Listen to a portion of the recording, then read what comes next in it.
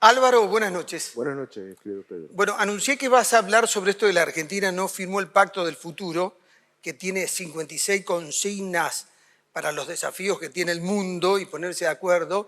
Lo firmaron 193 países y la Argentina no lo firmó, son 7 y quedamos en un lote no muy prestigioso con Rusia, con Corea del Norte y con Irán. Y Nicaragua. Y Nicaragua. Bien, entonces uno puede decir, bueno, pero tenemos derecho a no estar en la comunidad internacional, hay gente que cuestiona el derecho público internacional. En el año 3200, dos pueblos caldeos hacen un acuerdo sobre los límites del territorio. En 1278, los egipcios con los hititas, que era una gran cultura también de Asia Occidental, bueno, los egipcios también una gran cultura, hacen un acuerdo sobre el dominio de territorios. O sea, ahí están en los inicios, 3200 a.C., 1200 a.C., de lo que es el derecho público internacional que sirve para acordar esto y lograr una convivencia. Bueno, mi ley cuestiona todo lo que es acuerdo internacional, dice, ¿por qué la tienen que obligar a la Argentina y a mi gobierno a tomar determinadas decisiones?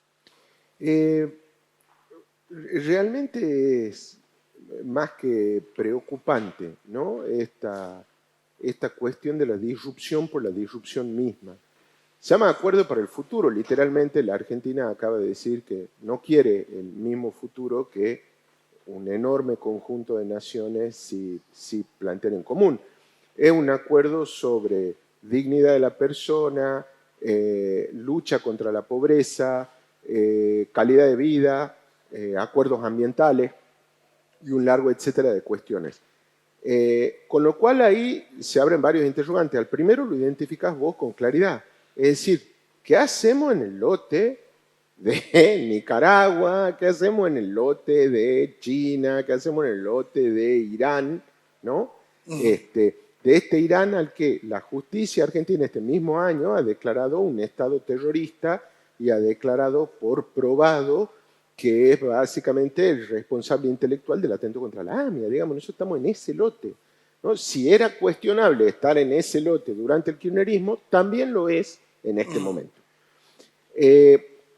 Un segundo problema que nos plantea esta cuestión es que este es un gobierno que se declara abierto a la inversión extranjera. Bueno, uno de los prerequisitos es justamente ver cuál es la realidad jurisprudencial de un país respecto de normas que tienen calibre internacional. Es decir, cuando uno estudia teoría del Estado y estudia autores canónicos como Jelinek postulaba, digamos, hacia finales del XIX, principios del siglo XX, que una de las cosas que definía una nación era que no tenía ordenamiento jurídico por encima de ella. El problema es que Jelinek está escribiendo antes de la Comunidad Económica Europea, que tiene un Parlamento Europeo, con lo cual ya hay normas, digamos, por arriba de determinados países y que no por ello están afectando básicamente la soberanía de esos países sobre esos territorios. Entonces, la cuestión de que mínimamente suscribamos acuerdos internacionales determina que estamos hablando un mismo idioma. ¿Sí? Ese idioma no será lingüístico, pero sí un idioma legal. Entonces es toda una contradicción que este gobierno no lo haga. Y lo tercero tiene que ver con que hay una serie de derechos que no son meramente derechos humanos, sino que son derechos civilizatorios, ¿no? Son derechos que tienen que ver con la civilización, que tienen que ver con Occidente, ¿no? Entonces, bueno, habrá países que no están de acuerdo con nuestros derechos de civilización occidental y se los podrá comprender y habrá que respetarlos, pero ahora que en Occidente no estemos de acuerdo con ello es otra cuestión. Y ahí me remito al hecho de que después de la Segunda Guerra Mundial, buena parte de Occidente redescubre a Kant, a Emmanuel Kant, ¿no? Vos sabés que uno de los mitos fundantes de nuestra civilización occidental es que nosotros en algún momento de nuestra historia como humanidad vivíamos en estos salvajes y vivíamos, no sé, en los árboles o en las cavernas. ¿no? Vivíamos en estado de libertad pura absolutamente. Éramos absolutamente libres. Libres de que si a mí me gustaba tu árbol, te mataba para quedarme con tu árbol, y después venía otro vecino y me mataba a mí para quedarse con mi árbol y mi mujer, y después venía otro vecino que lo mataba a ese vecino para quedarse con el árbol, la mujer y el ganado, y un largo etcétera de matanza. Kant lo llama un estado de guerra perpetua. Entonces, un estado de guerra infinita. Entonces, Kant va a postular la necesidad de una paz perpetua. Y él recurre al mismo mito de Locke, al mismo mito de Hume, al mismo mito básicamente de Jean-Jacques Rousseau, ¿no? Es decir, esta idea de que antes nosotros vivíamos en un estado de naturaleza y que un día bajamos los árboles y nos pusimos de acuerdo. Y dijimos, che, yo voy a renunciar a algunas libertades, pero a cambio de eso voy a firmar una serie de garantías que tiendan a la paz perpetua. ¿Sí? Y pasamos del estado de naturaleza al estado de derecho. ¿Qué es lo que está fundando ese mito? El nuevo escenario de la autoridad civil, porque antes la autoridad es monárquica. No existe el concepto de legitimidad, que es un concepto que no está en la obra de Maquiavelo. Maquiavelo nunca aborda la cuestión de la legitimidad del príncipe, porque el príncipe es legítimo porque su papá era príncipe No se y su cuestiona. abuelo, claro, ya está, digamos. Eran, digamos, la autoridad estaba dada por el linaje y eran ordenados por Dios. Y no se discute absolutamente nada más. Ahora, si vamos a ser todos iguales, y vamos a ser todos libres, y vamos a ser todos hermanos, para hablar de la Revolución Francesa, ¿por qué yo voy a respetar los decretos tuyos como gobernador? ¿Qué no somos iguales, Pedro? Y entonces, ¿por qué? Porque vos firmas un decreto y yo lo tengo que aceptar. ¿Y por qué vamos a aceptar las leyes de la legislatura? ¿Que no somos todos iguales? ¿Y qué? Porque ustedes firmen un papel, yo lo tengo que cumplir. Lo mismo con la sentencia de los jueces. Si resulta que somos todos iguales y todos libres, ¿por qué yo tengo que hacerle caso, básicamente, a los jueces civiles? Bueno, porque es mejor eso que vivir en el estado de naturaleza. Lo que Kant advierte, cuando este Kant ya de sus últimos años, el filósofo ya maduro, es que los hombres habían dejado de vivir en el estado de naturaleza, pero los países no. Los países seguían haciendo la guerra, seguía habiendo guerra infinita entre los países. Y lo que entonces postula Kant es necesitamos una paz perpetua también entre los estados. Y así como hemos firmado un contrato social entre los individuos, debiéramos firmar un pacto social entre los estados. La ONU parece estar pensando Kant allá hacia los primeros años del 1800. Y justamente cuando concluya la Segunda Guerra Mundial, lo van a redescubrir a Kant. Y van a decir, che, ¿por qué no generamos un sistema de seguridad colectivo donde todos nos podamos ver la cara? Vos señalabas el tema de que los emisarios en la antigüedad tenían salvoconducto. No matábamos a los emisarios Por del más enemigo. que sea el emisario de mi enemigo. Exactamente, porque el tipo venía trayendo un mensaje y se llevaba otro. Sí, Fin, claro. Después seguimos guerreando.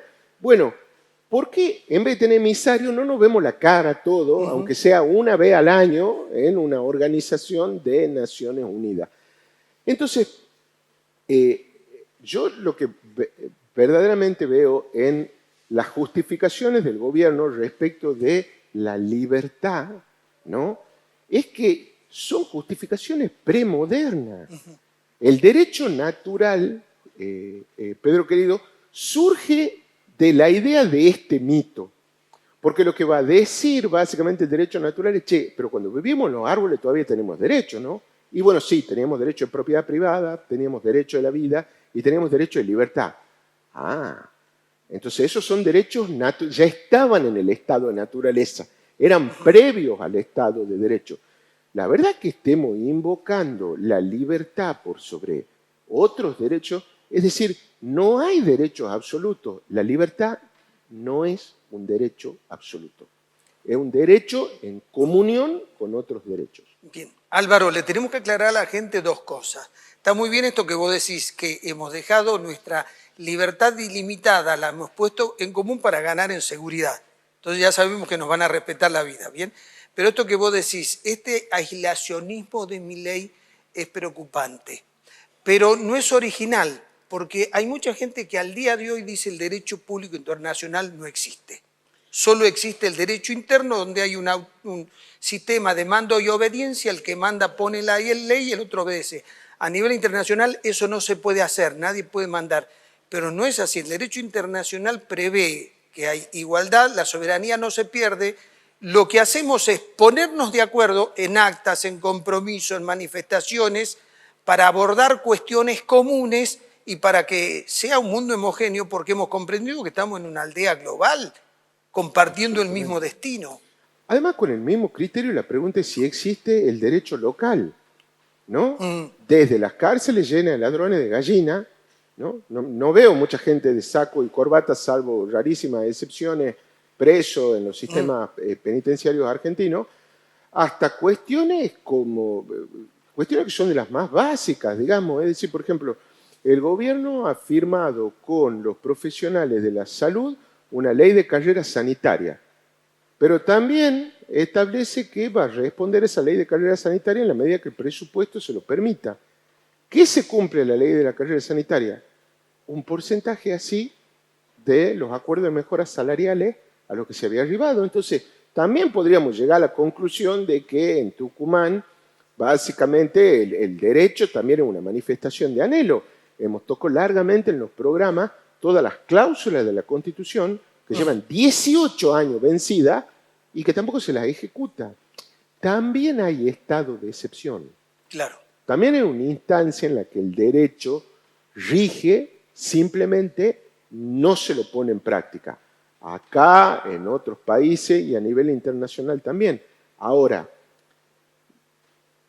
de nuevo, esta idea de que la libertad vale más que básicamente combatir el hambre, que la libertad vale más que sujetarse a medidas para el desarrollo sustentable, para la no contaminación, para la dignidad de la vida, a mí me parece, de nuevo, Pedro, me parece premoderno. Sí.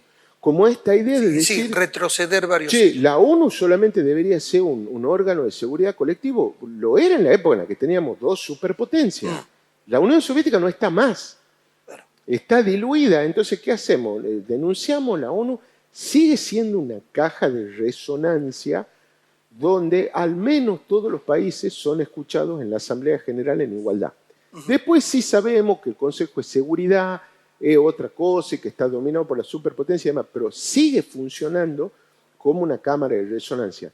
La soledad en la que queda Milei frente al concierto de países occidentales a los que él mismo postula como modélicos, pues Estados Unidos ha suscrito el Acuerdo para el Futuro, al igual que lo ha hecho Francia, al igual que Gran Bretaña, al igual que Italia, al igual que el concierto europeo y demás. A mí realmente me parece que es la disrupción por la disrupción misma. Sí, no fue una buena noticia.